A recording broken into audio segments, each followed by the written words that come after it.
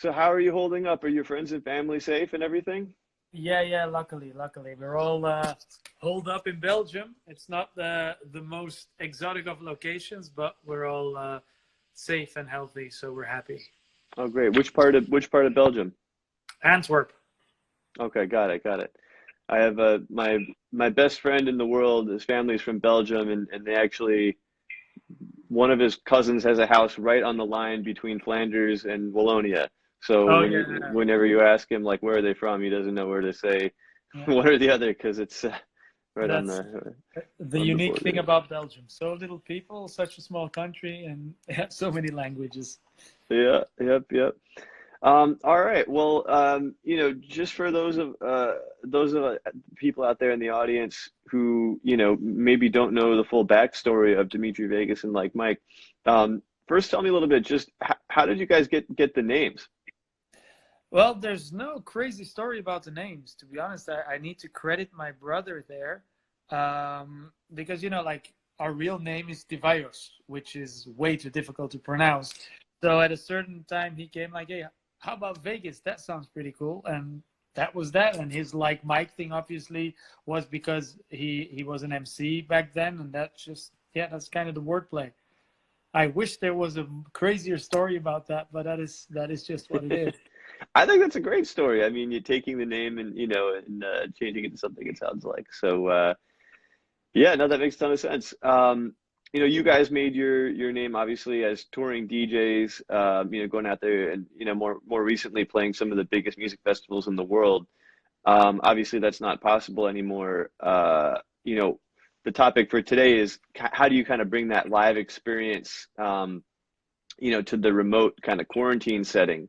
And I think it's a really important question, not just for musicians, but also for anybody doing anything in the live space. So what have the two of you been doing to kind of keep pushing that spirit forward? I mean, to start Instagram lives, we've been doing quite a few of those, but we've done some live stream broadcasts, with Mike doing one broadcast in his house, me doing one in mine. We kind of glue it together. We did the broadcast together with Tomorrowland, which went very well, and which we will be doing again.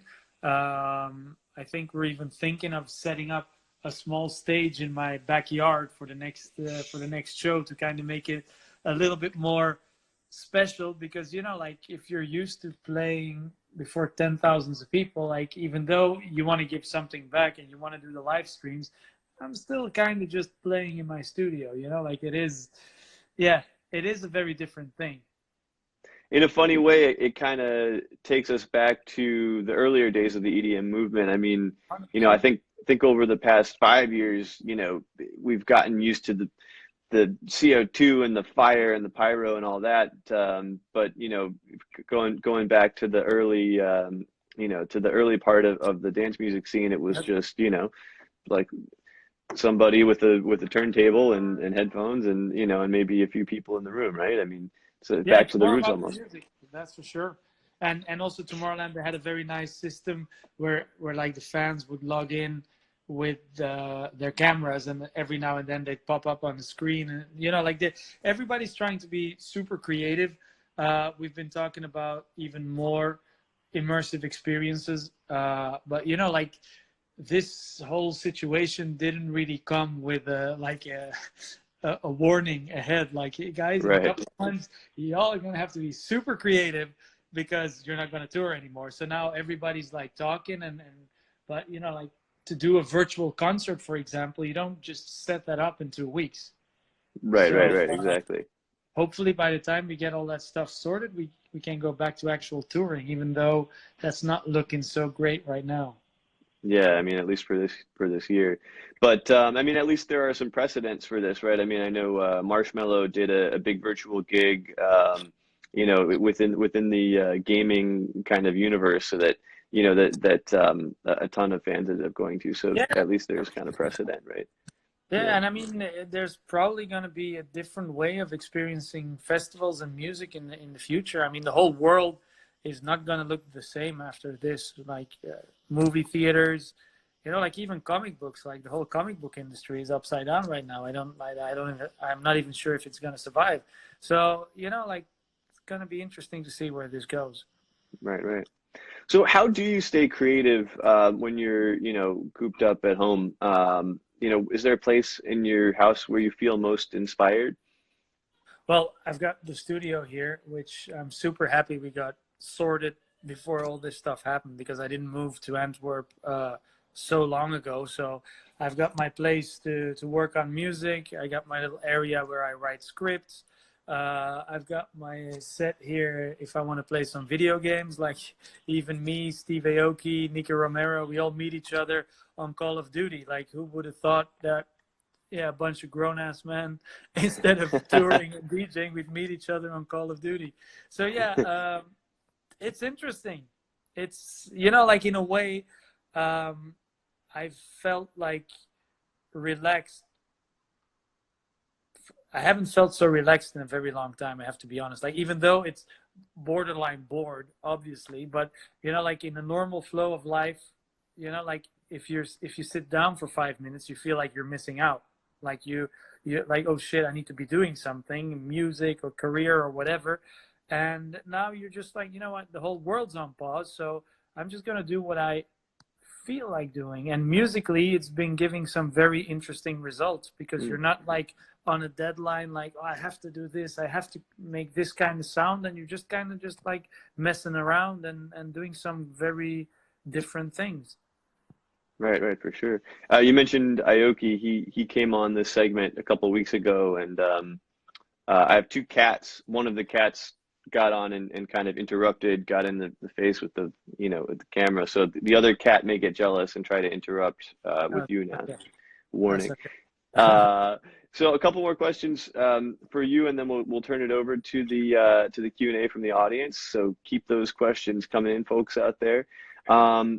You mentioned that you were working on scripts and such. I know that that's part of your next move, which is to get into acting, and you were in the latest Rambo movie, The Bouncer, a couple other roles.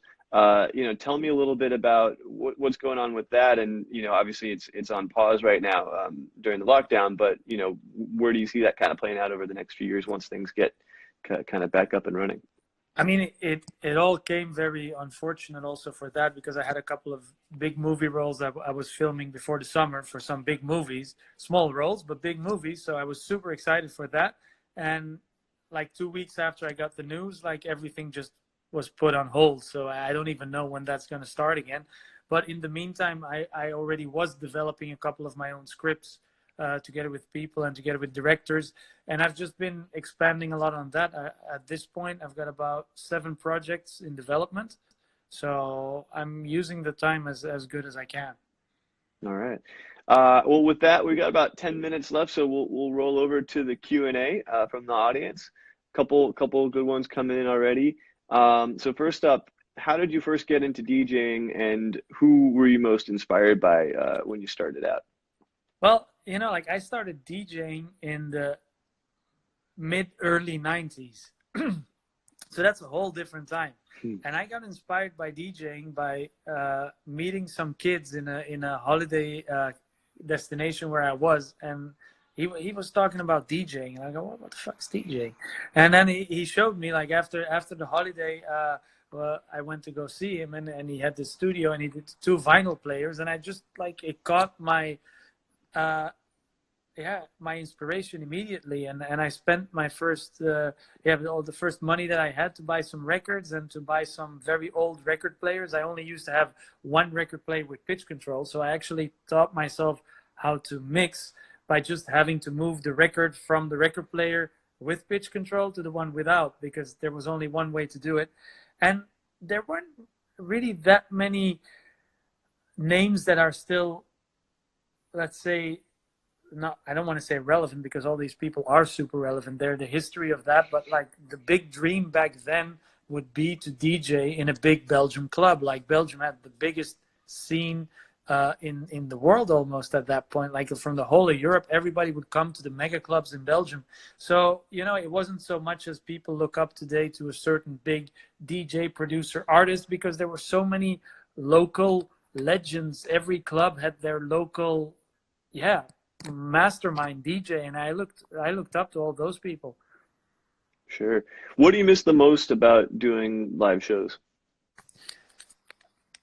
I mean, the connection with the crowd, like we miss our fans so much, like that's what I was saying before. Like a live stream is fun, but to be in front of 10,000s of people, that's a feeling that, yeah, you miss that. For sure. Uh, another question coming in a lot of different forms, but what do you do to relieve stress or to calm yourself, amidst all the barrage of bad news that we've been hearing over the past month or so?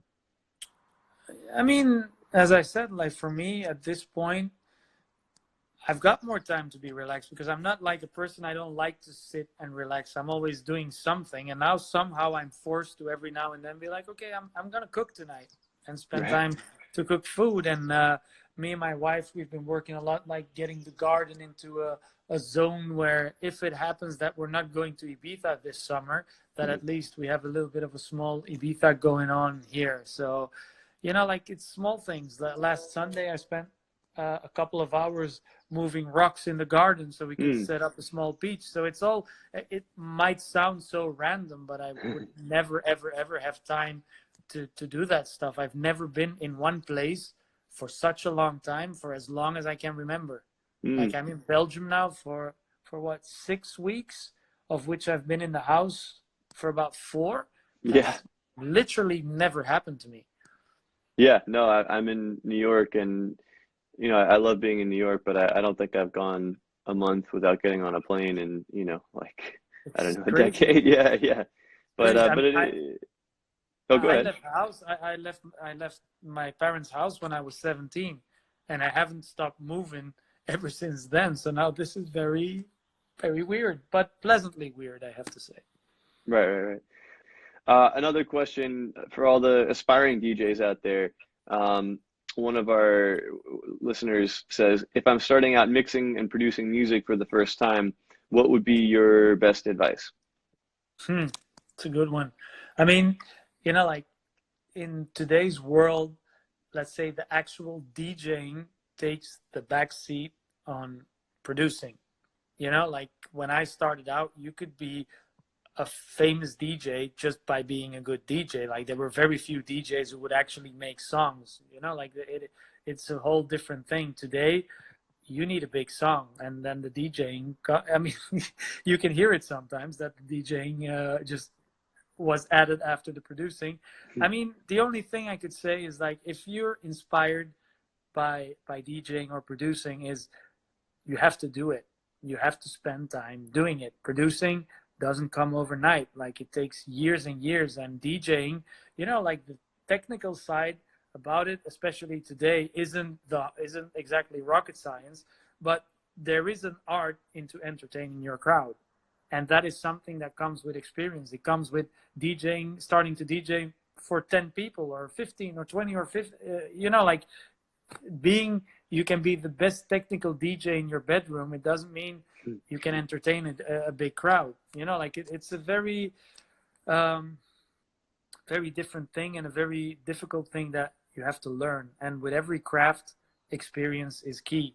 And making a career is a very hard thing because the odds of you succeeding aren't super high. And there's a lot of moments where you might want to give up. And it's the moments when you give up that you have to pull through and carry on, and then there might be that success. There's no guarantee, but if you give up and if you stop, that's a sure no. Right. There's been a lot of moments when me and Mike thought like this is not going to happen. I mean, we've only been big and popular for the last couple of years. I've been DJing since I was 13 years old. I'm almost 38. Yeah, 38. I forgot how old I am. So yeah, it's been a while. And how do you see yourself eventually splitting time between DJing and acting? That's a difficult question. Like the acting, perfect example. Like I wanted to really get into acting and doing movie stuff a couple of years ago. It's not happening overnight. It's like step by step, by disappointment, by step by other disappointment, by small success. Like it's going. There's no no guarantees for me that I will succeed, but if I give up, then for sure it'll be a no. So Right. it's hard for me to predict, like, if I Oop. it takes off, then that's something to consider. But for now, I'm super grateful for what I'm doing, and I don't see myself not touring apart from when I'm obliged to be in the house. For sure. All right, couple more before we wrap up here. How would you compare mixing music to entertain a crowd and mixing music for the radio? Yeah, that's a totally different animal. Yeah.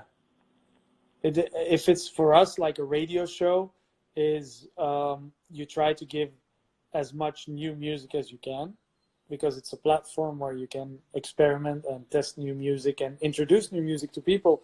Whereas a live show also introduces new music, but it would be very weird if we would do a live show and not play Mammoth or The Hum or Ocarina. And there is the balance in bringing what people know and recognition and feeding new music. Mhm. Okay. A couple more. We got what's your favorite city to play? That's a very hard one. Like I would have to say, in a way, because of the emotional factor, like our solo concerts in Antwerp, that is something that is just so unique. But we're so lucky that wherever we go in the world, we or play big festivals or we play our own solo concerts. So then we have a couple of 10,000 people who are there for us. So I've not played a bad show for as long as I can remember. So for me, the whole world is amazing. Yeah. All right. Well, final question, and thanks again for taking the time. And this is one that I always ask at the end of these things because I think it's on everybody's mind. But what's the first thing you're going to do when the quarantine is over? Take my wife on a nice dinner. Oh, me too, man. I can't wait to get outside and not take your wife out for dinner. Take my wife out. But man, I can't wait for that. Yeah, no, that day can't come soon enough. So Yeah. Dimitri Vegas, thank you so much. I'm Zack Greenburg. This is Forbes Ask the Expert. Please tune in tomorrow at noon, and we'll see you then. Thanks again. Okay. Thank you.